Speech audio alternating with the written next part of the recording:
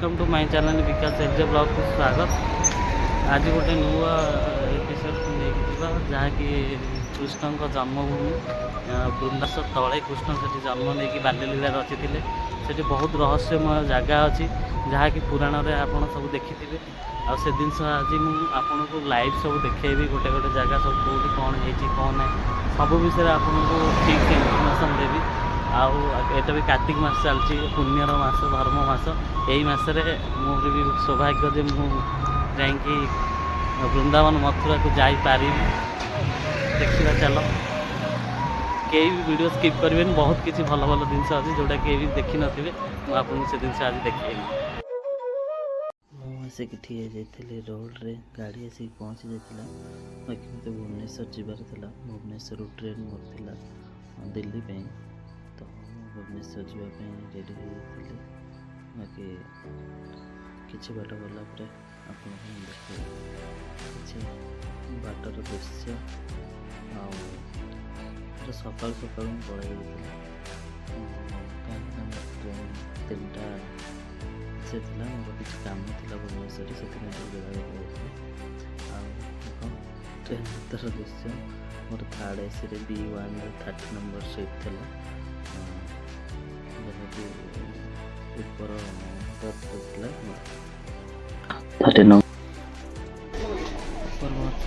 पाई जाइए मोर 30 number seat जहाँकि मोर ऊपर आगुरी पक्षे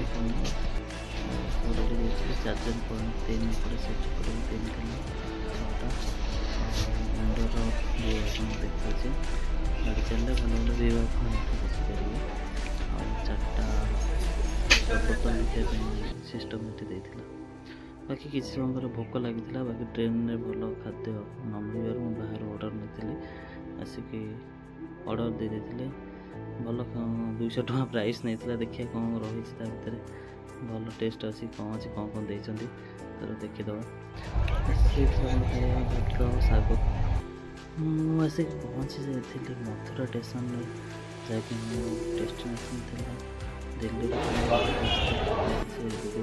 कर आसिक पहुँचला टैक्सी खोजुली बाहर मत टैक्सी दरकार था जहाँकि मथुरा मत वृंदावन जावा बाहर टैक्सी देखिए पड़ो कौटी टैक्सी अच्छी कौन अच्छी बाकी किसी बाट गला मत टैक्सी स्टैंड मिल जाता से टैक्सी धरी मुझे बाहर पड़ी वृंदावन जैकि टैक्सी फेयर था 40 ରୁ 50 ଟଙ୍କା मतलब पर पर्सन सेयारिंग किसी बाट गला मथुरा वृंदावन दृश्य और किसी बाट गला मुझे हेलो फ्रेंड्स वृंदावन आसिक पहुँची गली रूम खोजी खोजी गोटे रूम मिलला जे कि डोमेट्री रूम जहाँ आमको तो सिंगल जो मैंने आसुँच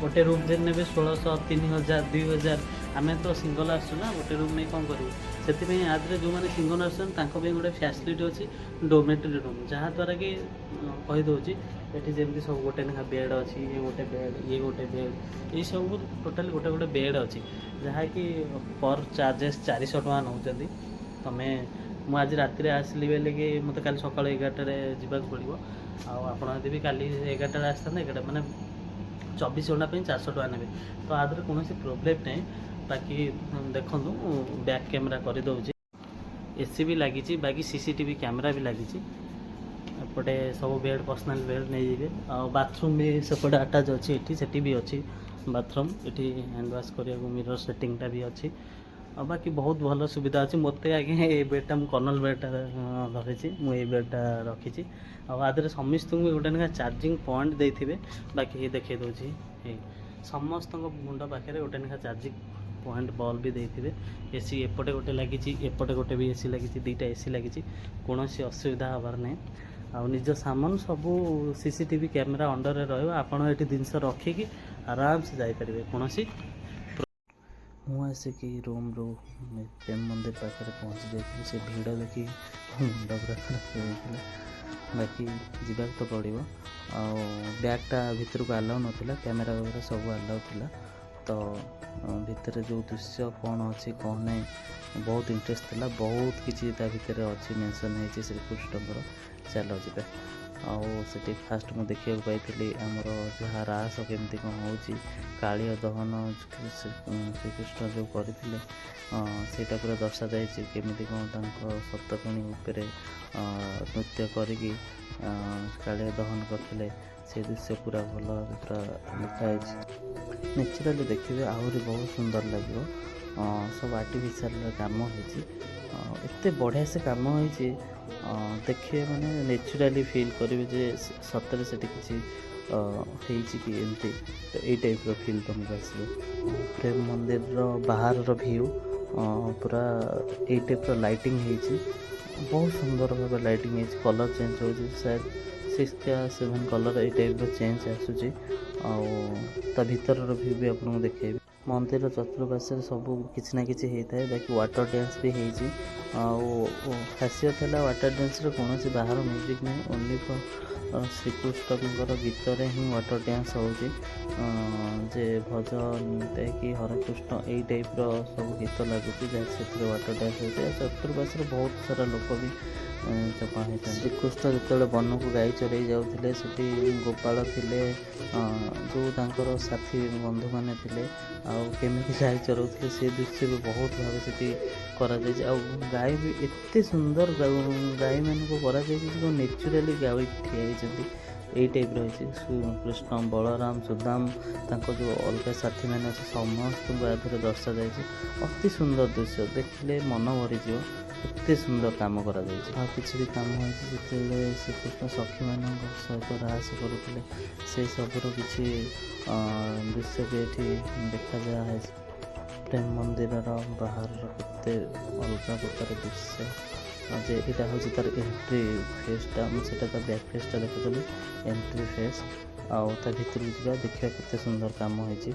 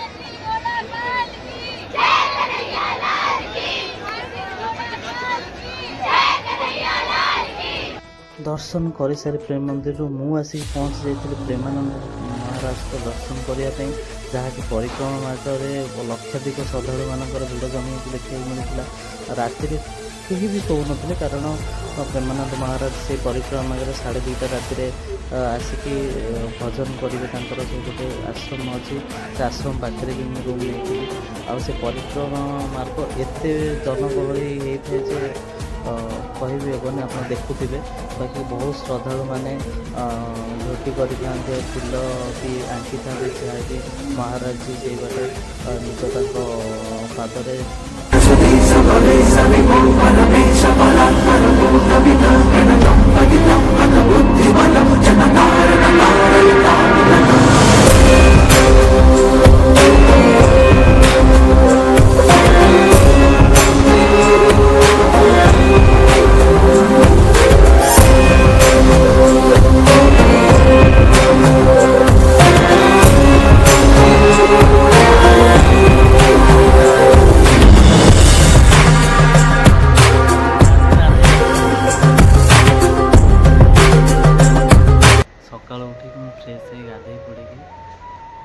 बांकी बिहारी मंदिर को दर्शन करा जहाँकि सका 6टा लाइन लगे पड़ो 8टा बजे मंदिर खोल फुल गेटअप बर्तमान गोटे न्यू सार्ट नहीं जहाँकि कृष्णकर मयूरपुंछ चित्र है केमती लगुच कहले राति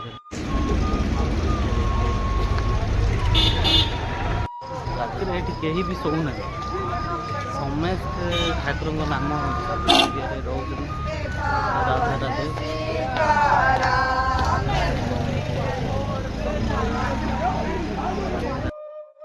ମୋତେ ଟ୍ୟାକ୍ସି ମିଳିଯାଇଥିଲା ଯେ ବାଙ୍କି ବିହାରୀ ମନ୍ଦିରକୁ ଯିବାକୁ। ଏଠୁ 20 ଟଙ୍କା ସବୁ ଇ ରିକ୍ସା ନେଉଛନ୍ତି, ବାକି ମୁଁ ଟ୍ୟାକ୍ସିରେ ବସିକି ମନ୍ଦିର ପାଖାପାଖି ଯାଇ ପହଞ୍ଚି ଯାଇଥିଲି। ମନ୍ଦିର ପାର୍ଶ୍ୱରେ ଆସିକି ପହଞ୍ଚି ସାରିଲା ପରେ ମନ୍ଦିର କତିରେ 2 ଘଣ୍ଟା ଲାଇନ୍ ରଖିବାକୁ ପଡ଼ିବ, କାହିଁକିନା ବହୁତ ସଂଖ୍ୟାରେ ଭିଡ଼ ଥାଏ। ମୁଁ ତ ଫିର୍ ବି ବହୁତ ବେଳାବେଳି ଆସିକି ପହଞ୍ଚି ଯାଇଥିଲି। ସେଠି ପହଞ୍ଚିଲା ପରେ ବହୁତ ଲୋକଙ୍କ ଭିଡ଼ ଥାଏ। ଫାଇନାଲି ଏବେ ଦର୍ଶନ ହୋଇଗଲା 2 ଘଣ୍ଟା ଅପେକ୍ଷା ଭିତରେ। ଆଉ ଦେଖନ୍ତୁ ଭଗବାନ ବାଙ୍କି ବିହାରୀଙ୍କର ଦିବ୍ୟ ରୂପ, ଯାହାକି ରାଧାକୃଷ୍ଣଙ୍କର ଏଇ ଗୋଟେ ମୂର୍ତ୍ତିରେ ବି ଆପଣ ଦର୍ଶନ କରିପାରିବେ। ଆଉ ମନ୍ଦିରର ଖାସିୟତ ହେଲା କିଛି ସମୟ ପହଡ଼ ପଡ଼ିବ, ସାଙ୍ଗେ ସାଙ୍ଗେ ପହଡ଼ ଖୋଲାଯିବ, କାହିଁକିନା ଭକ୍ତଙ୍କ ସହିତ ଆଖିରେ ଆଖି ମିଶାଇକି କଥା ଅଛି ଭଗବାନ ସାଙ୍ଗରେ ପଳେଇ ଆସନ୍ତି। ଆଉ ଇଏ ହେଉଛି କୁଞ୍ଜ ଗଳି, ଯାହାକି ଏଇ ଗଳିରେ ଏଇ ସବୁ ଯେଉଁ ଗଳିକି କୁଞ୍ଜ ଗଳି କୁହାଯାଏ, ଯାହାକି ଭଗବାନ ଶ୍ରୀକୃଷ୍ଣ ଏଇ ବାଟେ ବି ଖାଲି ପାଦରେ ଛୋଟବେଳେ ବାଲ୍ୟଲୀଳା ରଚିଥିଲେ। ତ ସୌଭାଗ୍ୟ ଆମର ଯେ ଏ କୁଞ୍ଜ ଗଳିରେ ଆମ ପାଦ ବି ପଡ଼ୁଛି। ନିଧିବନ ଗୋଟେ ବୃନ୍ଦାବନର ଏକ ରହସ୍ୟମୟ ଜାଗା, ଯେଉଁଠିକି ଆଜି ବି ଶ୍ରୀକୃଷ୍ଣ ଆଉ ଗୋପୀମାନେ ରାହାସ କରନ୍ତି। ଗୋଟେ ଚାରିକର ବାଉଣ୍ଡରୀ ଭିତରେ ତୁଳସୀ ଗଛ ବହୁତ ଅଛି। କୁହନ୍ତି କି ସେ ତୁଳସୀ ଗଛ ରାତିରେ ଗୋପୀ ହେଇଯାଆନ୍ତି। ଆଜି ବି ଘୁଙ୍ଗୁରର ଶବ୍ଦ ଆଉ ପାୟଲ ବଂଶୀର ଶବ୍ଦ ସବୁ ଶୁଭିଥାଏ। ତ ଚାଲନ୍ତୁ ତା ଭିତରକୁ ଯିବା। ଦେଖନ୍ତୁ ଏସବୁ ଯେଉଁ ତୁଳସୀ ଗଛ ଏସବୁ ରାତିରେ ଗୋପୀ ହେଇଯାଆନ୍ତି। ଆଉ ଚାରିକର ଯେଉଁ ବି ସବୁ ଘର ଅଛି ସବୁ ଖିଡ଼ିକି ଦରବାଜା ବନ୍ଦ କରିଦିଅନ୍ତି ରାତିରେ, କେହି ବି ଦେଖିବାକୁ ଚେଷ୍ଟା କରନ୍ତିନି, କାହିଁକିନା କଥାରେ ଅଛି ଯିଏ ବି ମୂର୍ତ୍ତି ଦେଖିବ କି ନିଜ ଆଖିରେ ସେ ଅନ୍ଧ ହେଇଯାଆନ୍ତି, ନହେଲେ ପାଗଳ ହେଇଯାଆନ୍ତି। ସେଥିପାଇଁ କେହି ବି ଏ ଦୃଶ୍ୟ ଦେଖିବାକୁ ଚାହାନ୍ତିନି। ଦେଖନ୍ତୁ ତୁଳସୀ ଗଛ କେମିତି ସବୁ ଯୋଡ଼ି ହେଇକି କେମିତି କ'ଣ ଉପରକୁ ଉଠିଛି, ଏଭଳି ଟାଇପ୍ର ତୁଳସୀ ଗଛ ଏଠି ଦେଖିବାକୁ ମିଳିଥାଏ। ବାକି ଏଠି ବି ଗୋଟେ କୂଅ ଅଛି, ସେ କୂଅର ରହସ୍ୟ ବି କିଛି ଅଲଗା ଅଛି। ସେ କୂଅ ବିଷୟରେ ମୁଁ ଆପଣଙ୍କୁ ବତେଇବି।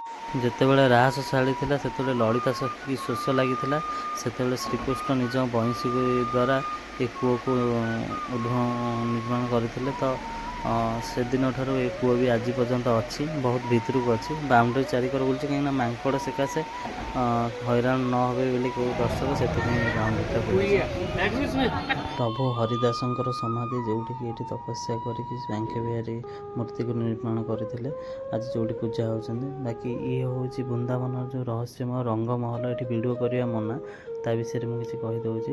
ଏଠି ପଲଙ୍କ ଗୋଟେ ମନ୍ଦିର ଭିତରେ ଅଛି, ପଲଙ୍କ ଡେଲି ସଜାଯାଏ ଆଉ ଡେଲି ପାନ ରଖାଯାଏ। ସବୁ ଜିନିଷ ଯାହା ଆବଶ୍ୟକ, ପାନ, ଭୋଗ, ସିଙ୍ଗାର, ଅଳତା। କାଲି ସକାଳକୁ ଯେତେବେଳେ ମନ୍ଦିରର ପୂଜାରୀ ଆସିକି କବାଟ ଖୋଲେ, ସିଙ୍ଗାର ବି ବିଛିଡ଼ି ହେଇକି ଥାଏ, ବିସ୍ତର ବି ଖରାପ ହେଇକି ଥାଏ। ତ ଏଇଥିରୁ ପ୍ରମାଣ ହୁଏ ଯେ ଆଜି ବି ଏଠି ଶ୍ରୀକୃଷ୍ଣ ଆଉ ମା ରାଧା ମା ଆଉ ଗୋପୀମାନେ ଏଠି ଆଜି ବି ସୁଦ୍ଧା ରାହାସ କରୁଛନ୍ତି। ସୌଭାଗ୍ୟର କଥା ଯେ ଆଜି ସେ ଜାଗାକୁ ଯାଇକି ବୁଲିକି ଆସିଛୁ ଆମେ। ଏଇ ଗୋଟେ ହେଉଛି ସମାଧି, ଯେ ଦିବ୍ୟ ସନ୍ତମାନେ ଯେଉଁ ସମାଧି ନେଇଛନ୍ତି, ଏଇଠି ନିଧିବନରେ ସେ ସମାଧି ନିର୍ମାଣ ହେଇଛି। ଏଇ କୁଞ୍ଜ ଗଳିରେ ଥିବା କିଛି ବାଡ଼ ମଧ୍ୟରେ ଏଇଭଳି ସବୁ ଚିତ୍ର ଅଙ୍କାଯାଇଛି। ଆଉ ଇଏ ହେଉଛି ଶ୍ରୀ ଗୋପେଶ୍ୱର ମହାଦେବ। ଯେତେବେଳେ ମହାଦେବ ଶିବ କୃଷ୍ଣ ଆଉ ରାଧାଙ୍କର ରାହାସ ଦେଖିବାକୁ ମନ ହେଇଥିଲା, ସିଏ ଆସିକି ପହଞ୍ଚିଲେ। କାହିଁକିନା ପୁରୁଷ ଭିତରକୁ ମନା ଥିଲା, ତ ନିଜେ ଗୋପୀ ରୂପ ଧାରଣ କରିକି ଆସିଥିଲେ। ତ ସେ ପ୍ରାଚୀନ କାଳରୁ ଏ ମନ୍ଦିର ବି ଅଛି। ଦେଖନ୍ତୁ କେତେ ସୁନ୍ଦର ଦିବ୍ୟ ମୂର୍ତ୍ତି। ଆଉ ମୁଁ ଆସିକି ପହଞ୍ଚି ଯାଇଥିଲି ଯମୁନା କୂଳରେ। ଯମୁନାରେ ନୌକା ବିହାର କରିବାକୁ ବହୁତ ଇଚ୍ଛା ଥିଲା। 50 ଟଙ୍କା ନେଉଥିଲେ। ତ ଅଲଗା କିଛି ବଙ୍ଗାଳୀ ଲୋକ ଥିଲେ, ବାକି ତାଙ୍କ ସାଙ୍ଗରେ ମୁଁ ଥିଲି। ଆମେ ବାହାରି ଯାଇଥିଲୁ, କିଛି ଘାଟ ଥିଲା, ସେ ଘାଟ ସବୁ ଏଇ ବାଟେ ଯାଇକି ସବୁ ଦେଖିବା ପାଇଁ ଆମେ, ଆରତି ଘାଟ ଥିଲା, କେଶୀ ଘାଟ ଥିଲା, ବିଶ୍ରାମ ଘାଟ ଥିଲା, ଏଇ ବାଟେ ଯାଇ ସବୁ କିଛି ଆମେ ଦେଖିପାରିବୁ। ବହୁତ ସୁନ୍ଦର ଲାଗୁଥିଲା ଯେ ନୌକାରେ ବସିକି ସବୁ ଯମୁନାରେ ଯିବାର ଗୋଟେ ସେ ସୌଭାଗ୍ୟ ଅଲଗା ପ୍ରକାର। ସବୁ ଘାଟ ବୁଲି ବୁଲି ବୁଲି ଆସିକି ଆମେ ପହଞ୍ଚି ଯାଇଥିଲୁ କିଛି ବାଟ ଗଲା ପରେ କୂଳରେ। ବହୁତ ସୁନ୍ଦର ଅନୁଭୂତି ହେଇଥିଲା।